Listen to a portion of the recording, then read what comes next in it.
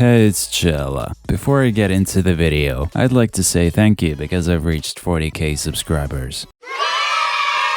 Sadly, that number basically doesn't mean anything because only like 5 people out of that 40k actually click on my videos. What's sad is that I was more excited about reaching 7 subscribers in 2010 than I am right now.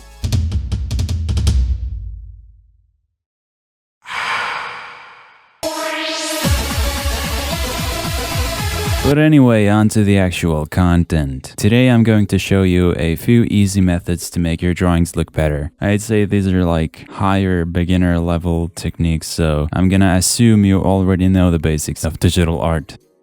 Okay, so let's say you've made a simple drawing, but it's lacking a little bit of something. It might look pretty, but there's really nothing going on in it, and it basically just looks boring as hell. So what are some things you could do to really make it pop? The first trick is not really that much of a trick, but it's something very important. A lot of people, including myself, tend to only focus on drawing characters, and I can see why. Characters are usually the most interesting type of art to look at. But because of this, many people forget or simply don't care about backgrounds. And trust me, backgrounds, they just make you better, dude. Not only do they bring a sense of depth and mood to your drawings, they also tell a little bit of a story. They don't have to be like super detailed and realistic. Oftentimes, simpler backgrounds are actually better because the focus of the drawing is still supposed to be the character. Take a look at this painting I did. It's not really the best of my abilities, but it looks okay, I guess. Now, if I were to take the background out of it, it'd simply be an expressionless character standing, and really that's all it'd be. It's just that. Boring. It's fucking boring. So if I turn it back on, it really gives the picture a certain vibe, which is exactly what it needs. So I'm gonna add in a quick background here. If you think your background drawing ability is not good enough yet, then just use references. There's really nothing wrong with that at all. If you don't have time to do that, there are still ways around it. I can use that same painting as an example again. I did not want to spend too much time doing details and stuff here, so I just went for an out of focus backdrop by drawing some blobs of color that resembled some hills and clouds and applied some blur on it. Then I just made some dots with the default round brush to imply there being lights and buildings. So we can also do something similar here. This will only work if your character is close to the camera though. Another way to give your drawing a backdrop would be doing something poster-ish. This does not resemble in an actual like environment, it's more about just reinforcing what you have and giving it a bit more style. You can just experiment with different shapes and colors to see what looks best in your case. For example, you could make like a big block of color and play around with its shape and maybe do like a pattern of sorts on it. Maybe just do a big fat colored outline and make multiple copies of it. If it looks good, then it's good basically, just do whatever. A lot of the time people simply do a shadow and a highlight layer, and there's nothing wrong with that. I've done the same thing on this drawing here, but when you add in an additional light source, it'll make a drastic difference, trust me. One of the easiest ways to do this is a backlight layer from the side, since you can mostly just go over the borders of that side like this without having to worry about it looking weird. But if your 3D thinking is good, you should definitely follow the form of the object to make it look more believable. This is also an easy way to tie your foreground together with your background just by matching the color of this secondary light with the environment. Once again, I will use this painting as an example. My character here is wearing a green jacket against a red background, which are on the opposite sides of the color wheel. So to make them clash a little less, I added in an additional yellow light here, which is a middle ground color between the two, and it really just stitches them together nicely. You just need to make sure the source of the light makes at least a little bit of sense in the context of the background, or it'll just look pretty awkward.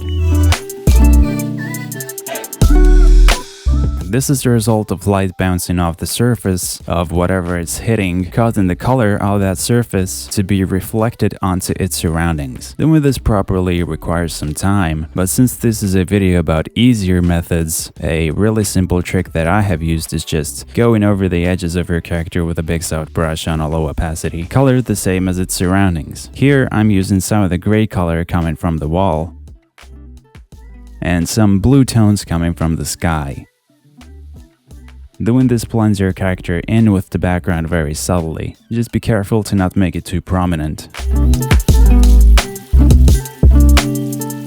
This is something I do very often. It's an easy way to decorate your drawing while also giving it a little bit more atmosphere. Basically, all you need to do is just add a stream of tiny dots in the air. You can also use these particles to draw the viewer's attention to a certain point by making the stream of the particles directional. In this case, I'm drawing them around the face of the character, because that's what I worked the most on. By the way, if you do the face and the skin of your character right, there's a way bigger chance of the viewer not noticing how poorly the rest is drawn, if it is. These particles also happen to be a very simple way to imply wind or airflow in your drawing.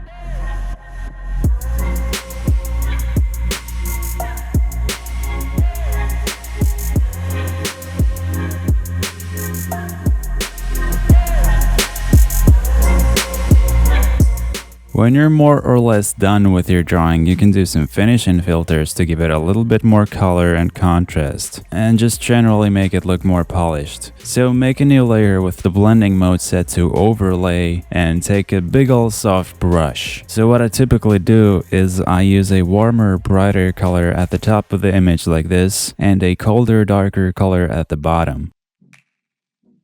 And maybe something random in the middle. This just gives some extra style to the image. Feel free to play around with the positioning of the colors and use the hue slider to see what looks best.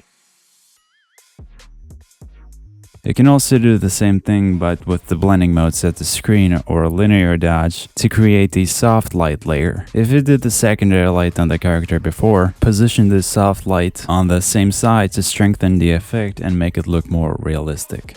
Another thing you could do, which I also mentioned in my previous tutorial, is a bloom layer of sorts. It can be achieved by making a blurred copy of the whole image and setting its blending mode to soft light.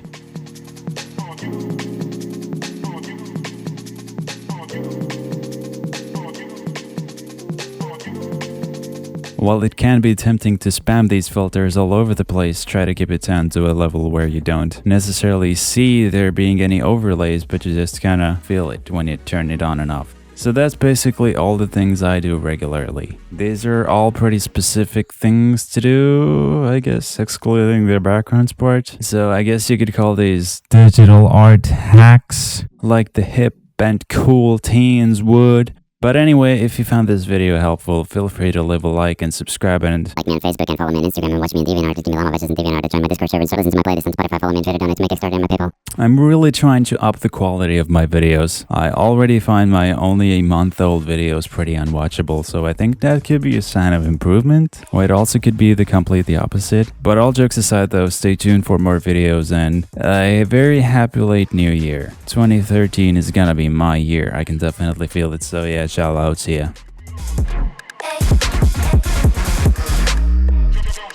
I've gotten so many compliments about my voice, so maybe I should do like voice acting or some shit.